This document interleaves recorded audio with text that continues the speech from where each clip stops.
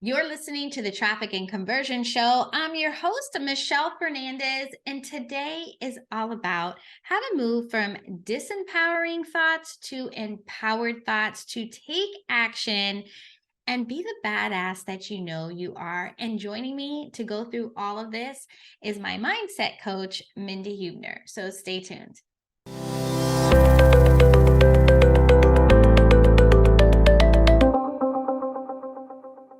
Hey, welcome back to the show. I am so excited because we have Mindi back on the show for the second time. Say hello, Mindi. Hello, everyone. Oh my gosh. So for those of you who don't know, we already did an episode because Mindi is my mindset coach. And I don't even know if that's the proper word for you. But she's really guided me and helped me kind of keep getting back on track, right? Because every time, like, I feel like I'm good, I'm very self-aware, or this is coming up, and then it'll come up again. And I'm like, wait, Mindi, how come I'm falling back into what I just was in, right? Oh my gosh, you have been so helpful. And if you're looking for someone to work with, I'm totally plugging you right now. Like, definitely reach out to Mindi. I'm going to write where you can find her in the show notes. But I mean, it has been vital for just not even my success, but for my growth and for me just having peace, I think internally, which is, I mean, priceless, like, right? Absolutely. Okay. So what we committed to was coming on to share kind of like either what's been coming up for me, how we've been working through it, right? Mm-hmm. So we're gonna figure out the name of this episode as we go. Oh yeah, my gosh, exactly. So good. Okay, so wait, let's rewind a little bit. Tell everybody a little bit about you, who you serve, what you do, all that good stuff. Absolutely. Well, again, thank you. I'm really honored to be here, being a part of your community and you sharing me with them. So thank you so much. I'm Mindi Heubner. I'm an intuitive mindset mastery coach. I'm a clinical hypnotherapist, and I have as long as my arm certifications, and ultimately they're all tools to really help and guide my clients. Typically my clients are successful, established 6, 7, and 8-figure female entrepreneurs. Almost all of them in the online space, though I do have a couple that have brick and mortars as well. And my absolute passion is helping you, all of you listening, to rewire your brain. You are capable. You are full of possibility. You are completely worthy of getting everything that you desire. And I come in to hold that space to believe for you and about you while your belief catches up. As we unwire the limits that you have put on yourself, that subconscious programming has put on you, that the world has put on you, right? Like, stuff just shows up. We unwire that to then rewire you to believe and step into your limitlessness. Mm-hmm. So beautifully said. Like I said. Okay, so here's a couple of things. I have one question. Well, this is not going to be my only question. Can you imagine these conversations, Mindi? She has to pull me in sometime. Okay, let's get back. That is true. Mind just goes everywhere. That's the truth. Okay, so let's rewind, because you said you work with such a wide variety. I'm speaking, you specifically said in terms of revenue, right? So my mind immediately goes to, oh my gosh, there's different problems at each level, right? Mm-hmm. That where we see ourselves, we either have fear or we see ourselves as not enough or imposter or whatever. Mm-hmm. Do you see a common theme with any of those? Absolutely. Yes. The first common theme is you're all humans. And so the human brings major humanness into it, whether you've made 6, 7, or 8 figures or that, or multiple of those things, you're still the human. You still got to this place, right? And I see overthinking that comes up as a common thread. It shows up in different ways about different things. I see that little voice that says, well, what about this? Well, what about this? Well, I want to be invited, but I don't want to go. Those things, I see those as well. And then I see, and this one is, it's actually my favorite, because it's where we get to then, one thing I didn't say about what I do and love to do is I help you embrace a soul aligned business. And so my favorite thing is where there's not clarity in what success means to you. And we define that based on a business that serves you, a revenue that serves you, so that you have the life you want, not so-and-so, right? Not somebody in your mastermind, not like not the person down the street, not the other person that you see. Your business gets to serve you first. And so that beautiful, clear definition of success, finding that is really the sweet spot. And so I do find that as the common thread, not a not knowing, but it's not quite as clear as it could be. And so we get to release the limiting beliefs around that. And that's truly a gift to be able to help people step into a soul aligned business, a business that truly serves them first. I love this. And this is such a good reminder that I know for me in particular, not so much anymore. I might be lying about this a little bit, because I always would look at like, oh my gosh, it would be so cool to have this, because all my problems will be solved and I'm going to be making all this money and I'm whatever. And yet that is not true. Because there's always like the next problem. There's always the next thing. And even though you're equipped to, and this really goes across the board, where you're equipped to handle your business as it is today. And you're like, oh yeah, I could do this. And it's just this next level of, okay, this got you here, but what's going to get you there? And that goes down to your thinking as well. Right. So exactly. It could even be some of the same things that are coming up from you today. It just looks a little different at a different level. Right. Well, absolutely. Yes. It's like I'm gonna like from Shrek. It's like an onion, Yeah. right? Like it's layers. You peel back layers of this onion. And while I don't think you necessarily like take steps back, right? What happens is you recognize it in a different way now. And so then you get to remind yourself that past self got through this. It looks different now and it's feeling different, but ultimately it goes down to fear or it goes down to lack, right? And that's it. I think everything can be boiled down, and I've read this many times, even though I can't tell you where, to fear or lack, like kind of a thing, you know? And so it just masquerades differently each time. And sometimes it's a whole lot easier to recognize than others. You had me do an exercise specifically to that, because I did come up, or maybe I didn't verbally say it this way. However, you always so eloquently put things like, as I'm expressing, you're like, so what I'm hearing is this. You sum it up usually in one word. I'm like, oh my gosh, yes, you are right. But, and then it's showing up at different things. So you had me do this exercise where you had me write down pretty much every day, I am so enough that, right? Yeah. So can you explain that exercise? Because this was very helpful. And in my journal, I use the 90X journal, and every day I would actually write that down on each day, ... So I can fill it in.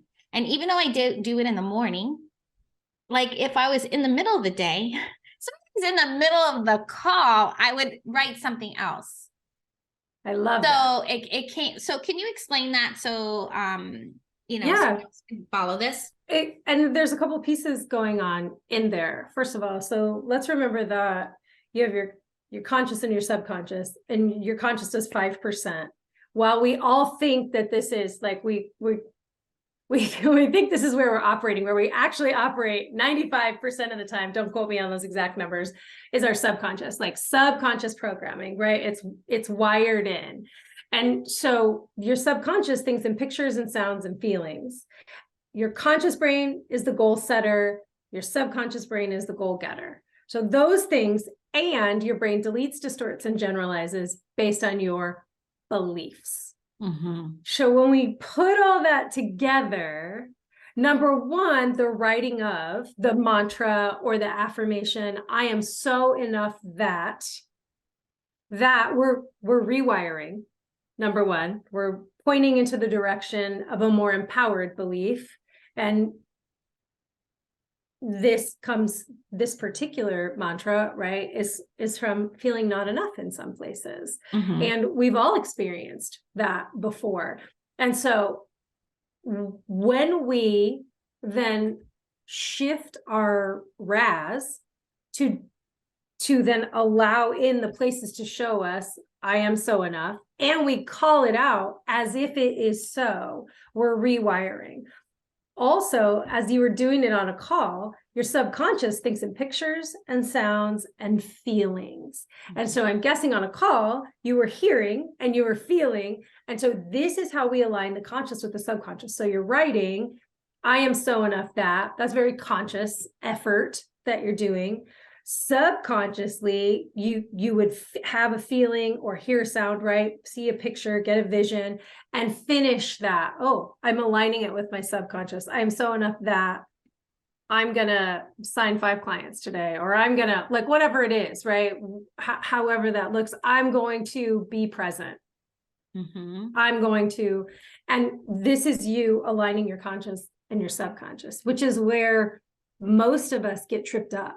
We try to effort and do everything consciously without uprooting and unwiring the subconscious programs. And that is a big part of our work, is pulling in that subconscious so that we can put things back into it that serve us instead. I love this. I know it was super helpful for me because it got me immediately out of whatever thoughts were not serving me, right? Or the thoughts that were causing me to take a certain action that wouldn't get me the results, or frankly, an inaction that I was for sure not going to get any results, right? So it put me on track to shift out of that thought faster than before. And then I will say that I did this for, I don't know, over a month. And then I know, like, I don't know what. And then I was like, hey, wait a minute, I haven't done it in a couple of days. And so when we're talking about creating these habits, sometimes you're like, it's almost like when you're taking medicine or vitamins or whatever it is, and you're taking it for so long and you're like, oh, I don't need to take these anymore because I feel fine. I'm not getting this. For me, it's like, I'm not getting a stomach ache anymore. I don't need to take those digestive enzymes. Well, guess what? I needed the digestive enzymes to not get the stomach ache. So as soon as I stopped taking it, so it's almost the same thing where it's like, okay, you need to do this, whether you think you need it or not, or even just having that prompt there, as, because you talk about this all the time, the visual trigger, is that? Yeah, anchor, an anchor. Yeah, absolutely. Anchor, Yes. anchor. Yeah. So can you speak to that, of what can also help? Because I think getting out of things, like you said, we are all human. We have all had that pre-existing condition to do what we've been doing, for me, for 52 years. So it's like, how do you expect to change something, even though I think I could do it every time? Why aren't I moving? It will, because for 52 years, I've been doing the same thing, right? Right. So can you explain this and how we can look to kind of get us there a little? Yeah, an anchor. So you can call in a state or a feeling like that. We are very versed, all of us, with calling in a crappy one. Like, we know how to go, ugh, right? And just sit in. So I am saying to you that you are so powerful that you can also call in an amazing state feeling. So for me to call in the feeling of love, it's very easy, and this has recently changed for me. It's very easy to go to my first godson. He's 10. I remember the moment he was born. I remember our first date when I held him, and I am flooded with just so much love, right? It's just like full of love. And my state instantly changes. I can call that in. I can see what I saw, hear what I heard, and feel what I felt, and boom, call that in. We do this all the time to a disempowered way without realizing it. We let ourselves call it in, and then we sit in it, right? Like, and then we replay the conversation. I should have said this. Why didn't I do that? So this shows you that if you can do it in a disempowered way, you can do it in an empowered way. Like you're that amazing, truly. So we call this state in. Now, what's my anchor? He is my anchor for that. I do need to say that while I can still do that effortlessly with him, I have a granddaughter who's 8 months old, and she's the new anchor, like she immediately, I see her little face, and it's a different feeling. It's a different expansion. It's a different love. So an anchor allows you to call in a state, and the visual reminder, like, oh yeah, that state, right? What does that say to me? So I have a beautiful citrine crystal here, and citrine is the merchant stone. And it's great for entrepreneurs and luck, and there's several things for it. Just looking at it, and it's sort of glittery, right? It's on my desk, like, whew, I feel abundant, like immediately I can call in a state. So you also get to have an anchor, like the words that I'm so enough that pulled you in to remembering, like, this is from my place of power. I am so enough that, and it, like, stand up straighter. So you can have an anchor either that allows you can see the anchor visually, and then it helps you call in a state, right? You can have an anchor like that, or you can think of the anchor, like I could think of my godson or my granddaughter and call in that state. And all you need to do is see what you saw, hear what you heard, and feel what you felt. And so you can have fragrance as an anchor. I have fragrant essential oil here, bergamot, also for entrepreneurs. Lots of different things. Vision boards are a beautiful anchor to call in, and they help you then shift your attention and your state. I love this. I love this. Okay, so the other day, I'm like, which topic do I bring up? Okay, so the other day, maybe this is kind of encompassing. So boundaries is always a thing for me, right? And then come to find out, I have boundary issues everywhere. I'm laughing and it's not funny. So it's boundary issues with not only my clients, even just with myself, right? Like personal, whatever. It's just that I always feel that I need to do more, even though, let's say, I'm not getting paid for it, or, what I'm doing. Again, it comes back to enough, which is why she had me write this statement. So one of the things that you had me do the other day, because this was something, so part of what I do in my agency and one of my offers is really, like maybe a 3-month contract, or I was using the term working my way out of a job, right? So it was like being a part of your team, and then it's like, okay, I am going to basically help you see if the people on your team are a good fit, or who needs to be hired, fired, whatever, move seats or whatever is going on. And then it could be a time where you're like, okay, thanks, everything's good, and I'm out. And what was coming up for me was like, I become so attached because I take ownership and I feel a part, and I'm like, oh my gosh, I love these people and look at what we've built together. And then now I'm going away. I think I even use a term of, I feel like it's a divorce. Not that I know what that feels like, because I've never been divorced, but I'm like, this could be what a divorce feels like. Oh my gosh. And I was having a lot of troubles dealing with it. And again, created a boundary, because then I'm like, I'll just stay on for free because I just love you guys. But it's almost to that point, not quite, but almost. And you were like, okay, first of all, like, enough. You are so enough that it's enough. Exactly. But be fair. And just so everyone knows too, the space where we coach in is a sacred space where it doesn't matter what a client says to me. I would never say, oh my gosh, I can't believe you said that. Like there's no getting it wrong. There's anything like that. And I always lead with absolute love and belief. And so the first thing I said to her was, let's talk about the sentence that you just said. Let's rewire this. This feels very disempowered. I am working myself out of a job. That doesn't feel like there's any power in that at all. And so we worked on that. And the beauty of that is, and I'm sure everyone listening, we do not realize the words that come out of our mouth. Isn't that like a Jackie Chan movie? The words are coming out of my mouth. We do not realize how much power is in them. And is it the chicken or the egg? Am I thinking it and saying it, and then it's making me feel, or am I feeling a way, so I say it, and then I think about it? It doesn't even matter. We get to choose more empowered words and more empowered meanings.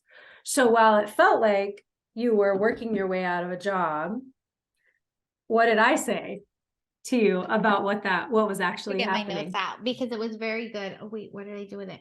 Because you were like, let's create a more empowering statement. I help them build a team that's efficient or sufficient for them to run on their own and then become more profitable, more lucrative, all that good stuff than before I even got there, right? Exactly. So I was like, well, that sounds really good. Everybody should hire me, right? Because it did empower me to be like, well, yes, I am doing this and I understand it. And it's not because, and this is like full transparency if you happen to be a fly on the wall, because the other thing that was coming up for me is like, oh, wait a minute. Now I got to find another client. And then what's it going to do to my revenue? So to me, it was beyond that too. It was like emotionally, personally, the divorce. And then it leaned over into my lack of revenue as if I could never find another client ever, amen. Right? Because it was getting to that point. And she's like, hold up, let's get you more empowered. And I'm like, yeah, I am a badass. Because I do help them XYZ. Exactly. So then if I can help them, I can help other people as well. Exactly.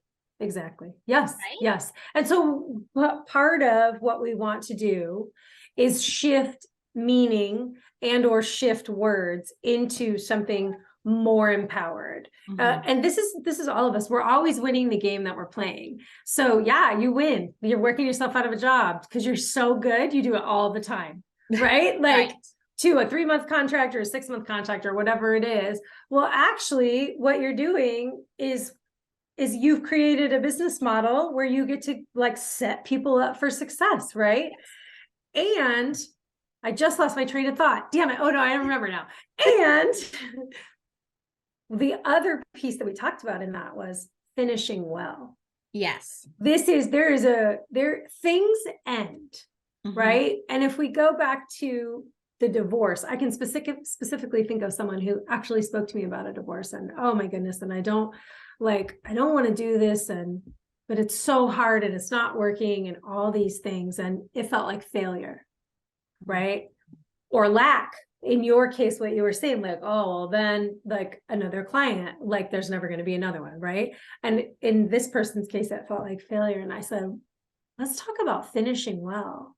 Let's talk about things end, and they can end badly, or we can show up in our power and we can finish well. And there's a huge difference in how you see things and how your brain will delete, distort, and generalize them based on, do I believe and do I want to believe that I am a person who finishes well in whatever it is? Right. All of a sudden, all these avenues will open up. You'll see things that you couldn't see before because you're casting votes for being a person who finishes well. Right. Not just once, like you're casting votes for that identity. Yeah. And I mean, this speaks to anybody who works with coaching, you're a course creator, membership, whatever. It's like my goal for you is to have like a massive, a huge number for your lifetime customer value, but there will come a time and place where it's like, okay, it's time for them to move on, or, they're ready for a different perspective on things and things like that. And that is okay. Doesn't mean that they don't like you. And it's funny because I could sit here and tell you that now, but maybe if the roles were reversed, I would have to call Mindi and have her remind me of what I just said, because we're so close to it. And like Mindi said from the beginning, we're all human, and it's just a natural thing. So I told Mindi the other day, I'm like, okay, I got this book called The Gap in the Game, and I'm maybe 20 pages in. Okay. So I haven't even but just the first things that the author was saying was, our Declaration of Independence speaks to in the pursuit of happiness. And when you're in the pursuit of something, means that you don't already have it. So our whole entire country, this is his perspective, is really based on us in this pursuit of happiness. Therefore, everything has, if we want to, I'm paraphrasing, okay, is that we're always looking for the next best thing. So we have the ideal of what we're searching for. So like in our goals, and then we have where we started. So what happens is there's something in the middle as to whatever it is that we've achieved. So when we're in the gain, we're looking from where we started to where we are right now and what we have achieved. Okay. But where most of us fall is we look at where we started in our ideal. So therefore we are always in the gap because we're never looking to see how far we come. So it went on to say like high achievers and all blah, blah, blah are, we're always in the gap. And I really started to, and then they were saying like, they have mental health issues, depression, suicidal, things like that. And I was like, oh my gosh. So here I am floating in my pool, reading my book, trying to be at peace and reading this and really looking at it from a perspective of, okay, what have been the instances or whatever in my life where, so I was an account executive and did outside sales for a large bank in the mortgage industry for a while.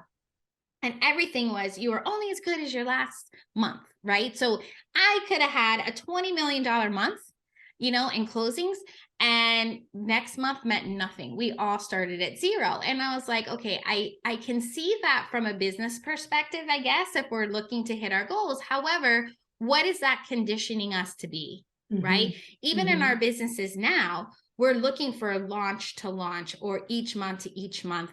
And it's difficult for me, I can't speak for everyone, to be in that gain all the time because we're still trying to reach for that ideal. Or in my case, going back, it's like, okay, if my contracts are every 3 months because I don't have that, let's say 12-month, right? I'm always like, oh my gosh, I still need to do this. What am I going to do? So when you hear me explain that, does anything come up for you or advice that you can kind of guide us? Is it understandable or? Yes. So just so everyone else knows as well, I have not read this book. However, I did buy it on Kindle. Just haven't cracked it open yet. Just when Michelle told me about it, I bought it on Kindle. I wanted a hard copy version because I like that better, but I wasn't gonna pay $30 for a hardcover book. Because while I am totally abundant, I'm not doing that. Exactly. You draw the line somewhere, okay, Mindi? I gotta draw the line somewhere. The first two things that came to me, especially when you said the pursuit, right? We have talked about before. So there's wanting energy and there's having energy. And pursuit is wanting energy. And wanting is lack, and it's wishy, and it's hopey, and it's like, I wish, I hope, right? Having energy is like, this is a done deal. This is my, of course, energy. So this was the first piece that came to me. When you are mapping out your vision, your goals, what if you got in your of course energy as you mapped them out, so that it didn't, and I'll talk about how anybody can find some of course energy too. The first piece though is shifting out of that lack, that wanting energy. Wanting feels very different than having. We know that. And so if we were going to find some of course energy to start you off, of course it is like, of course I wake up in the morning and brush my teeth, like without fail. I could do it with my eyes closed. It doesn't matter where I am. That is the first thing that I do. I wake up in the morning and I brush my teeth, right? Of course I do this. Maybe, of course you text your husband every day, or of course you walk the dog, or of course find some neutral or empowered, of course, energy where this is who you are. Like, this is just who you are. There's not even a question about it. There's no, oh, am I? No, it's a done deal. Of course I have a glass of water. Like, this is who I am at my core, a water drinker. So find some of course energy. call it in, like feel it, feel like, yeah, this is done. Like, of course, now copy and paste that onto casting that vision, thinking about what you want. What does the day get to look like in pursuit of a successful day? What does the week get to look like? Try that on for size and see how, if that doesn't shift already how you feel about gain and gap, right? That's going to be the first piece that I say to that. The second thing that I heard was, we do not celebrate enough. Mm-hmm. Many years ago, I was in direct sales. I was in direct sales for 17 years, and I was a top seller almost every year. I was a top seller in the nation. I trained nationally for my company. Like, I did hundreds and hundreds of in-home parties, hundreds of in-home parties. Do you know that I could probably remember? Oh, first of all, I can remember every person that bounced a check on me. And that was when people wrote checks. I can't even remember what I had for breakfast sometimes, but I can remember, I can remember hostesses that were mean to me in their home, like people who weren't nice to me after they invited me into their home, right? Mm-hmm. The reason that I tell you that, and I'm not losing sleep over it, the reason that I tell you that is our brains are like Velcro for the negative and Teflon for the positive. Mm-hmm. And so part of our work to becoming better humans is remembering that and sitting in the celebrations more, because the non-celebrations, the gap, will scream at you. Yes. You're not enough. You're not doing enough. You're not working hard enough. You're not making enough money. No. That will happen. Like, that's going to happen naturally. And so we're going to combat that. What doesn't happen naturally is, oh, I signed a new client. She paid in full. I'm going to celebrate it. It's not like, okay, next. No. Right. No, we sit in it and we celebrate it. And we write it down so that we can see it. And we remind ourselves how good that feels and who we are being and who that allows us to be, that identity of clients who pay in full, or a new client who has a longer contract, whatever that looks like for you. We fail to celebrate those things. Mm-hmm. Zero inbox. Maybe you're working towards a zero email inbox. One day, maybe I'll be there. I'm about 25 and I'm real happy with that. I get to celebrate that at the end of every day. And I'm not being a smartass. This is how we rewire this so that we learn to celebrate the achievements, accomplishments, the good stuff, so we don't constantly get pulled to what's not good stuff, right?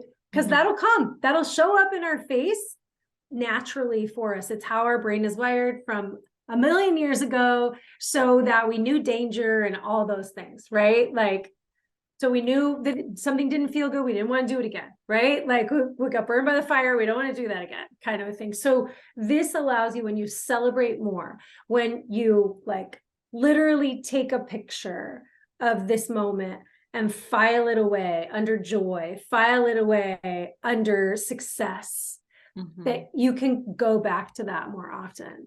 And the third part, do you want to interrupt me?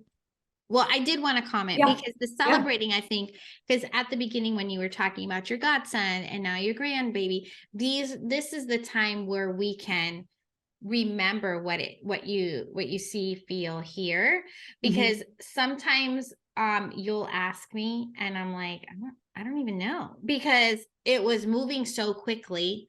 Or, yeah, this is good, but what's going to happen tomorrow, or what's going to happen, right? So it's like, it allows you that time, whether you want to sit and feel it, write it down so you can go back and look at it, anchor it. I think that's real important. And then even when you were talking about the pursuit and the gap and the gain, for me, and I've been learning to be a little better about this, I count on my husband, or I don't count on him. My husband points out to me whenever I get like this, because we're pretty opposite. He'll be like, do you not realize he says it in a nice way, obviously, but do you not realize how far you come? Like, I'm sitting on the sidelines watching you, and I can see not only the growth that you've made in your business, but I've seen the growth you've made in yourself. Right. Mhm. And he even asked me one time, like, are you ever going to be happy? You're always like, I feel like every time you get there, then you're still upset or depressed or whatever it is, because you're not already to the next thing. So I think that if it's hard for you to do it, and what was happening to me is a lot of times I'd be like, whatever, you're my husband, you have to say these things, right?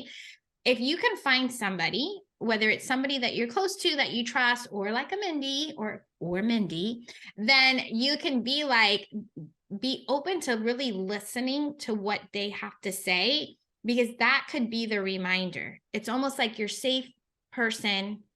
You know what I'm do? Yeah, absolutely. Yes, yes, To yes. make, to like kind of remind you and kind of like bring you back, or what do they say, humble you, like we need to, bring her back down. I think it works both ways, right? I mean, that's what I pulled also from what you're saying, just based on Yes. my experience. The third piece of that is the meaning that we give to something. So I Oh, think we may have talked about this last time, but this is a really simple example. So someone cuts me off in traffic, I immediately give that meaning that they're a jerk, right? Like, what a jerk, just cut me off in traffic, like honk, or whatever else I'm doing, right? And well, okay, some people are jerks, most aren't, right? And this moment in time, we don't have to give the one and only meaning that never changes to that moment in time, that anyone ever in the whole world that cuts me off is a jerk. Right? Like, and we do that as humans. We give this meaning to something and then never revisit it again. And when something comes up around it, it's like, well, this means this. Well, when did we decide that? Because we decided at some point. And it's okay if we don't even know when we decided. The more empowering piece is we get to decide that it gets new meaning. Something can mean more than one thing, and you get to rewire it to mean empowered things about you, or at least neutral. Thinking everyone that cuts you off ever is a jerk, that's pretty disempowered. Like that's really right. Like, again, some people are, right? That's a fact. Right. And you get to give new meaning. So defining success in all facets. So what does a successful morning look like? What does a successful day look like? What does a successful, right? Like, you defining success for yourself, you'll get to see what you think.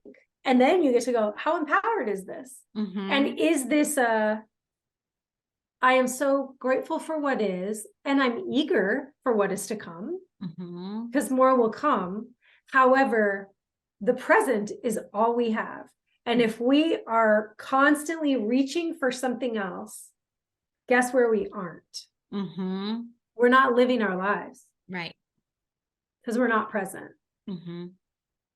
Most of us. If we are constantly striving and hustling for something, we are not, it's impossible to be present, because we're constantly thinking about the future, which causes worry and anxiety and stress. And we are worrying and thinking about things we cannot control. Number one, because they haven't happened yet. Right. So being present is also a way to be in your having energy, your of course energy, defining success around being present and what that means.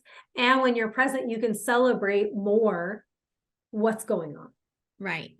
Oh my gosh. So yes, because I read something, what is it? If you're depressed, you're in the past. If you're anxious, you're in the future. And if you're at peace, you're in the now. I think there was like a meme something similar to that, like that. And my husband sent that to me a couple years ago. And I was like, yes. And even we had this conversation because I always am very anxious. And that's why my husband sent me this thing years ago. Cause he's like, finally, I realized why you're so anxious, because you're always living in the future. You're never in the now. So that was my theme for a couple years, is to be in the now. And recently my hands have been sweating all the time. And you're like, what's the reason? What's the reason? And it just came to me because I have been anticipating or predicting what certain things are going to be, whether it be coming up in an hour or coming up in a week, next month, couple months, right? So that was a good reminder of me to be in the now and just focus on what's in front of me. And when the other times or days come, then I'll deal with it then, you know? And some people might be listening going, we have to think about what's happening in the future. I am not saying don't plan, don't vision, any of that. We can worry, which serves no one and accomplishes nothing, or we can give consideration to. And you and I have talked about this before too.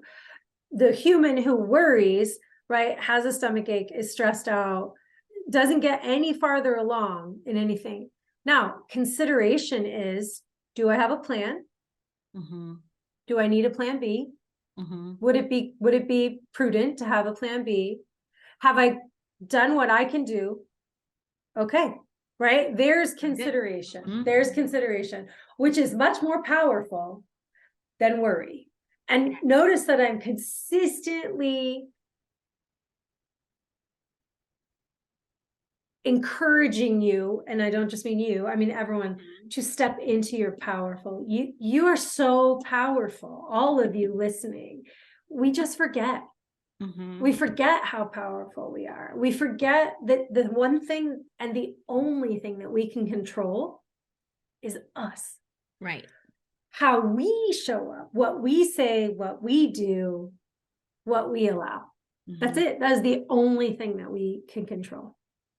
And we forget. I love that. I mean, that was like a mic drop, because it is true. It is totally, totally true. No matter what's going around us, no matter who we encounter, we do. And we have the power to not say whatever, you know, but say like how we want it, whether that be setting the boundary or what we will accept or don't accept. And that includes who's either on our team or who our clients are, right? Absolutely. So I love this. When you talk about boundaries too, we can get confused sometimes about what boundaries look like, what they mean, what they are. First of all, a meaning that we get to give to boundaries. And this happened, I remember this so clearly with a client several years ago. To her, specifically in her home life, boundaries meant unavailable. They meant ultimately, I don't love you, right? Like, or that's what it felt like, right? And what I encouraged her to step into and see if this fit for her and was in alignment with her, boundaries actually are love. First, they're you loving yourself enough to set a boundary, right? Enough to say, this is what's happening. So for her specifically, there were no like mom's not available time. She had younger kids, and like 10 and 12, not babies, right? Like we're not setting up a boundary with a toddler necessarily about whether we can be with them or not, right? Good, 10 and 12. And so completely capable of understanding a boundary, a shut door, anything like that. So we worked through that. It went back to, well, when I was a kid, my mom was never available for us, right? It always felt like she had something more important to do. And so if I set up this boundary, it feels like I don't love them. Like I'm not being available to them all the time. And I was like, whoa, right? First of all, we're going to rewire this to a boundary equals love. It equals love for you. It equals love for them. You're showing them how they can respect you. I said, do they have doors on their bedroom? Yeah. Do they close them? Yeah. I said, well, they're putting up a boundary, aren't they? Like kids get it. They understand, right? Like I said, this is you allowing, here's what a boundary is. And no one else is going to honor your boundaries but you. You're going to show them how to honor them. People are consistently going to bounce up against them. They're all on you. Of course, people are going to bounce up against them, and not maliciously either, right? So if you have people that you care for in your home or out of your home, they're going to constantly push at a boundary, right? Can you just help me? Can I just have 5 minutes? Da, da, da, da, da.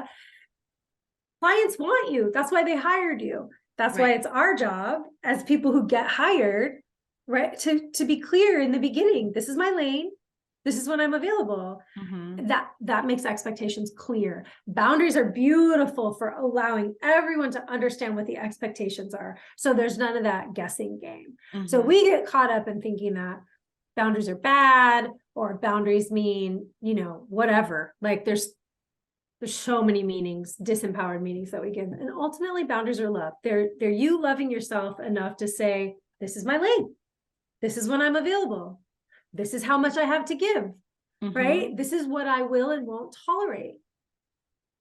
And we actually want other people to have their own boundaries too, right? So that we are very clear on what is the expectation on that side too. No one likes bumping around in the dark guessing, Right. right? Like, what's the expectation? What do they want from me? What do they think? No one likes that either. Mm-hmm. And that goes in all realms of our lives, having a boundary, right? Mm-hmm. Mm-hmm. Oh my gosh. So good. I mean, we could go on and on, but we'll save it for another episode. Okay. Is there anything else you want to leave us with? I would love for you to remember that the quality of your life is determined by the quality of the questions that you're asking. So if you're consistently finding that you ask yourself, why do I do this? Why is this happening? Why? If you're asking why, and it is not in the direction of you painting an absolutely amazing vision of a life and a business that you want, start asking a better question. Mm-hmm. Why is just going to take you into a story. Mm-hmm. Why? Because that's going to be the first words that come out of your mouth. Because. And again, I love why when we're talking about, well, I want to grow a big business. Well, why? Well, I want to hire a big team. Well, why? Well, I want to serve the economy. Well, why? Well, because it would feel really good to, right? Like those kinds of whys, we love those. We love going why in the direction of our dreams. When we're talking about disempowered things, what, when, how, those are great questions to ask.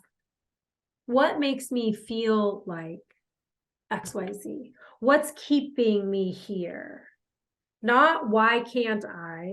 What Mm-hmm. makes me feel like I can't Mm-hmm. create this new thing? Because then you're going to get some insight. You're not going to fall into a certain, well, because you're going to get more from your subconscious than you do when you just say why. Because your subconscious goes, because there you go, you win. You're always winning the game you're playing. So I would love for you to ask yourself better questions. I love it. Love it. Okay. Tell everybody where they can find you. Yes, you can find me on Instagram. I hang out on Instagram. You can find me on all the socials, really. I'm probably at this point right now most active on Instagram. I had this beautiful, passionate love affair with TikTok, and I still really, really like it. Just not there as often anymore. I'm being transparent, right? But I'm still there. I'm on Instagram. You can find me on Instagram, and I'm everywhere at Mindi Heubner.